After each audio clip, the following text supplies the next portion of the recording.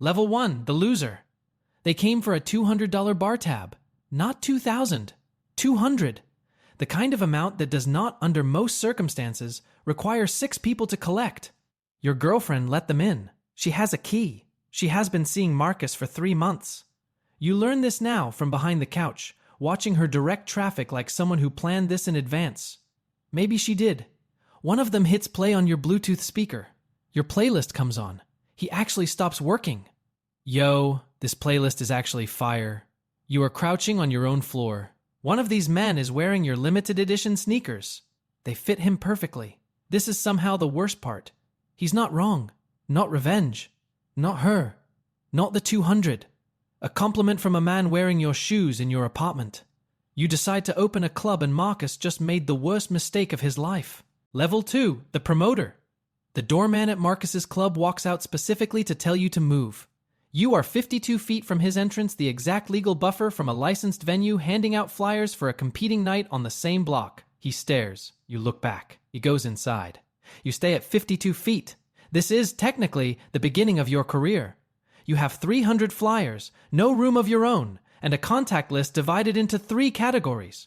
Maybe, probably not, and will only come if I say free drinks. The third is the longest. Flyers get printed at the public library, 5 cents a page, and the same librarian has watched you do this for 11 consecutive weeks. Around week 4, she stopped asking questions and started doing a face instead. You find the face more informative. The work is this. Find people. Tell them a night is worth coming to. Make it worth coming to often enough that your name means something. In practice, you text, you follow up, you call, you promise drinks you haven't arranged, you remind people of events they nominally agreed to attend. You lose 2 friends and 1 girlfriend to this period. Not all at once. Gradually, then completely.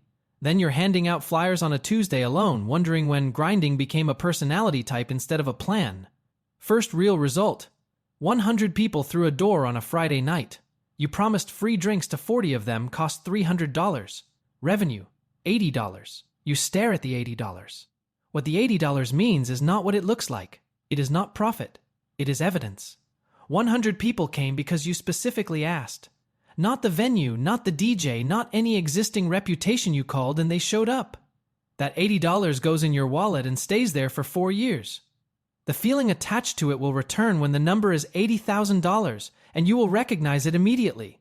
You start watching how rooms fill, not who's in them. How? Somewhere between 65 and 80 people, a room stops being a space and starts being somewhere. The noise shifts. The energy changes. People stop looking at their phones without deciding to. You watch this happen at the back of every event you work and you understand. That transition is the actual product, not the music, not the bar. That specific feeling of being in the right room while most people aren't. Marcus's door operates on the same principle, visible from 52 feet. The people he turns back make the people he lets through feel chosen.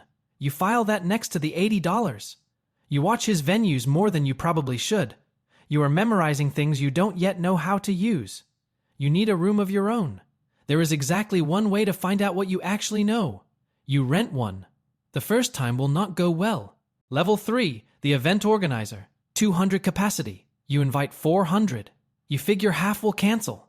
You are right. It is the wrong half. 31 people show up, including your mom.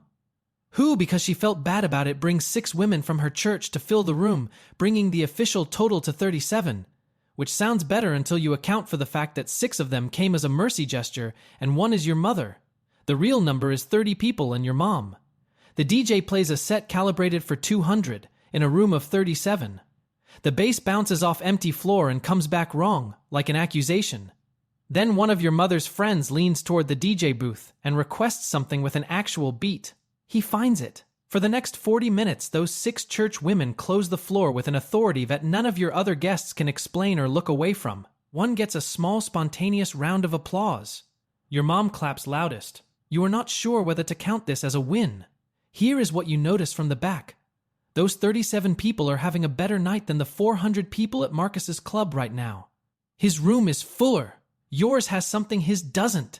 You can't name it yet, but you feel the difference clearly between a room that works because it's full and a room that works because the people in it actually want to be there.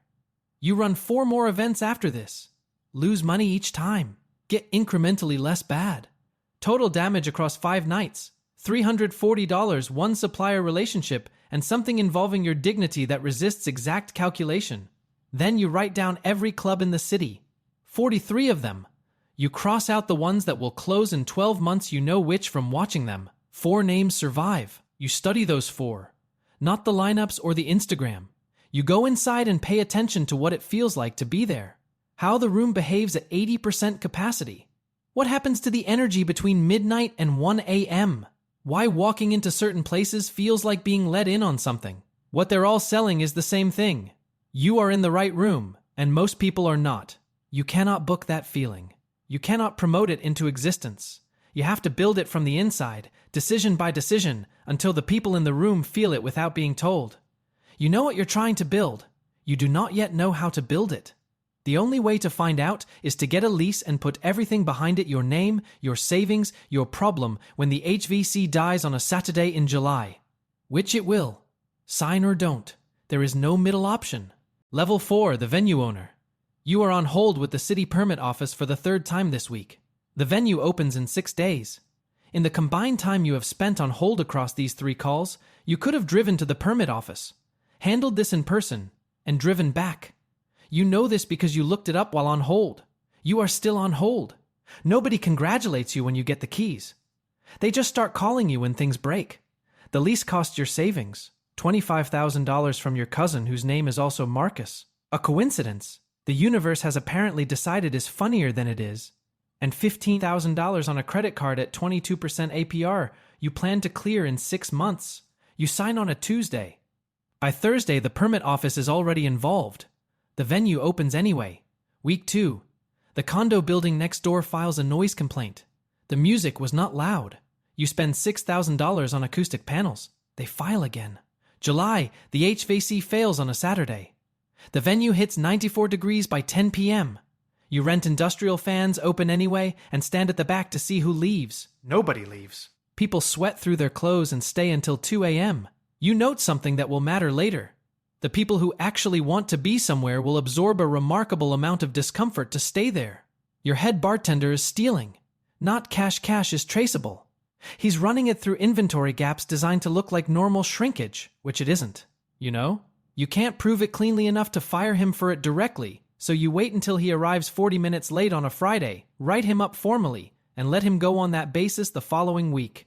He posts something vague online. 3 people engage. You don't respond. Then a birthday party becomes a fight. It gets filmed. 40,000 views in 12 hours, not because of your venue, but because 2 of the people involved have some pre-existing internet situation. You handle the social media response, a press inquiry, a police report, and a call from the victim's family inside 48 hours. You do not sleep during this period. 4 a.m. on a Sunday. Empty venue. You are stacking chairs. There is no one above you to call. No owner. No manager. No fallback position. Just you and whatever decision you make right now. The venue survives year 1. 60% of new venues don't. You know this number.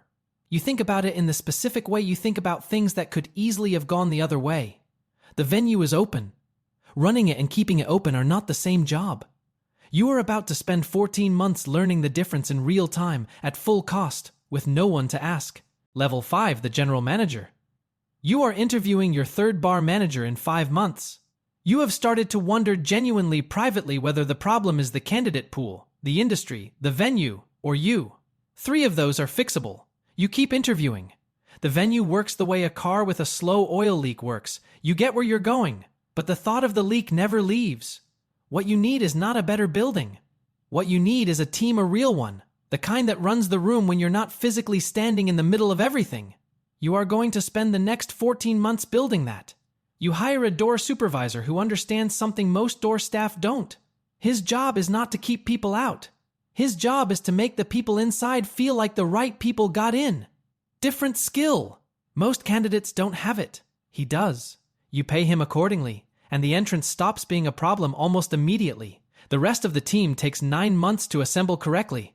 A bar manager who trains rather than compensates. A sound tech who arrives before call time. A floor manager who picks up at midnight without making it a thing. These 4 change what the venue is. Not quickly. Over about 200 nights of things going slightly less wrong than before. You cancel plans for 14 months. Friends stop inviting you around month 4. You make decent money with nowhere to spend it because by the time you're free, it's 3 a.m. and the only places open are your competition. One Saturday, you cut the music 20 minutes early to give the cleaning crew a head start. You watch from the back. 200 people look at each other in sudden silence, drinks held. Mid-sentence and the room drops from somewhere to nowhere in about 5 seconds. You never do that again. You are 28. The venue is profitable. You should feel something larger than this. You don't know why you don't. You put that away and keep working. Then, with no announcement, a message arrives from the original Marcus. First contact since the apartment, since the shoes, since the playlist. Just, heard you're doing something over there. Let's link.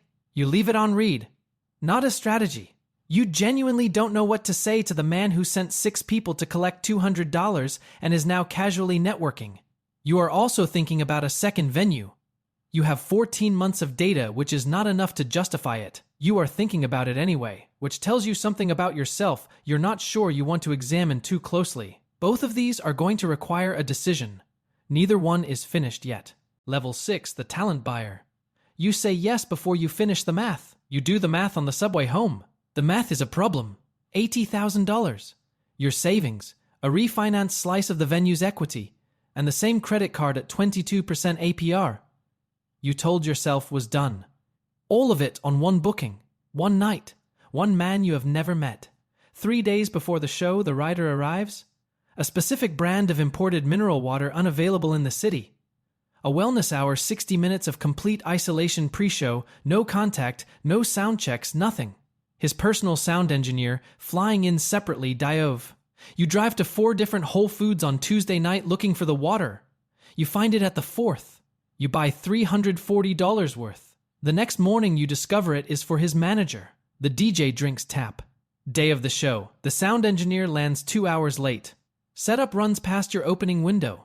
200 people are at the door and the stage isn't ready. You open the door, start the bar, delay the set 40 minutes, comp the first round. That call costs $2,200 in comp drinks. It keeps 200 people in the building. You make it in 4 seconds and spend the next 3 hours wondering if it was right. The DJ performs. The room works, not just works, but does the thing. The specific thing you identified watching 6 church women close a floor in an empty room. Someone posts the queue at midnight. 200,000 impressions by 2 a.m. After repayments, the card, the equity, everything owed, you have $14,000 left. You count it twice. You think about the $80 from your first 100-person night. Same feeling. Incomparably different number. Then your phone rings. Marcus. First contact since the apartment, since the sneakers, since the playlist. His opening line is not an apology. It is not congratulations. Just, heard you had a big night. Let's grab drinks, talk about the industry. Like nothing happened. Like the apartment was another lifetime. Maybe it was. You say, I'll let you know. You hang up. You stare at the phone for a moment that runs longer than it should. What he wants is unclear. The timing is not.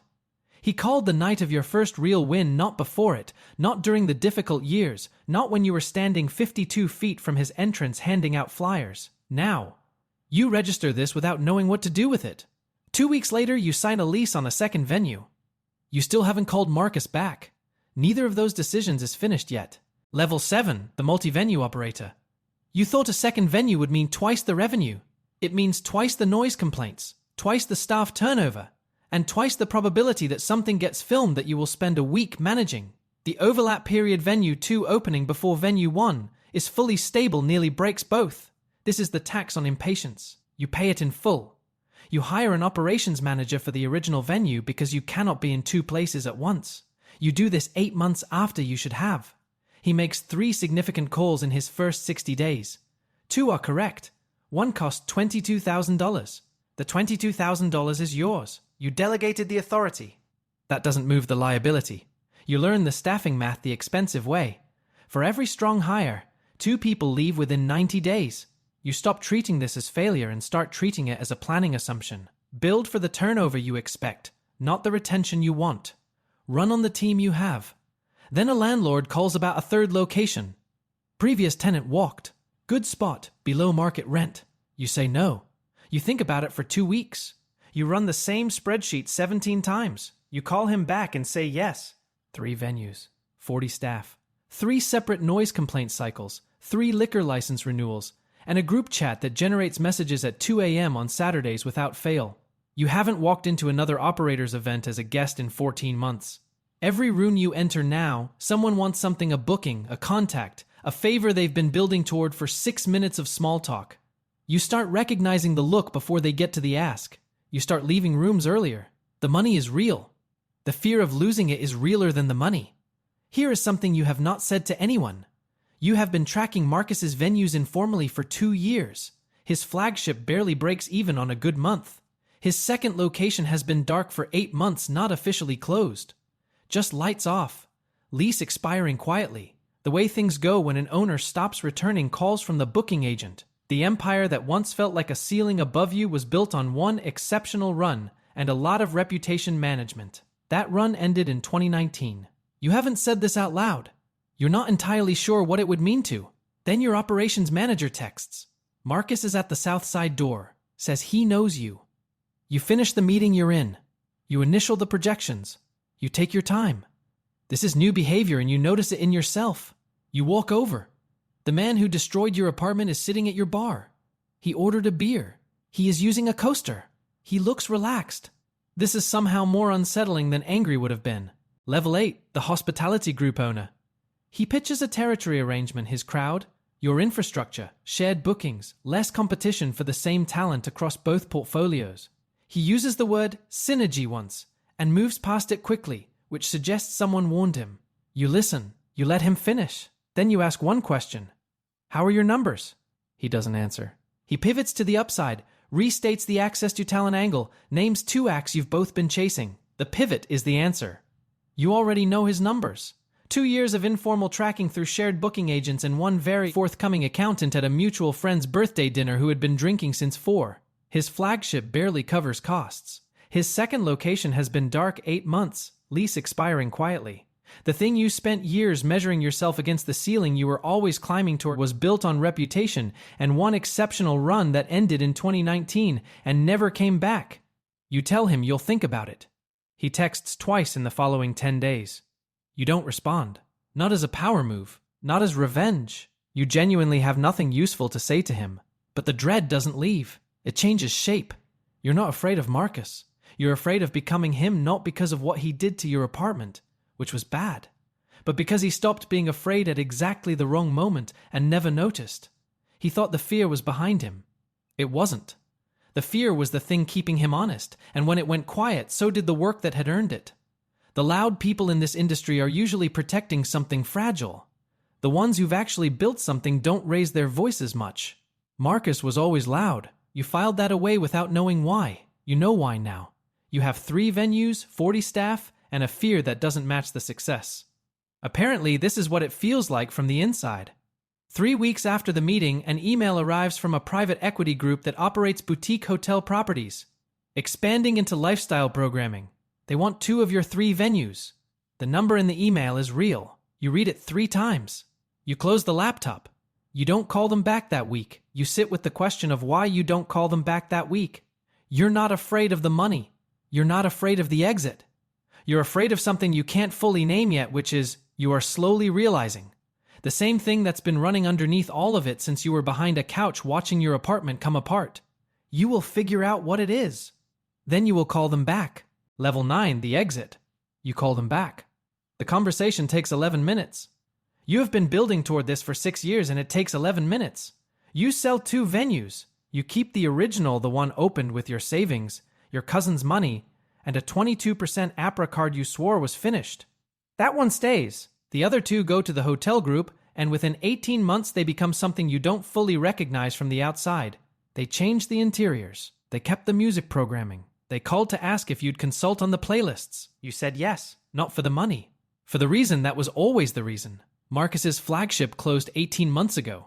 You read about it in an industry newsletter, the kind that covers lease terminations and ownership changes in 2-sentence items between ads for booking software. Tuesday morning. You made coffee. That was the whole reaction. You go into the original venue twice a week now. You look at the spreadsheets when you feel like it. You don't always feel like it. Your operations manager, 4 years in, knows the place better than almost anyone handles the rest. The arrangement works.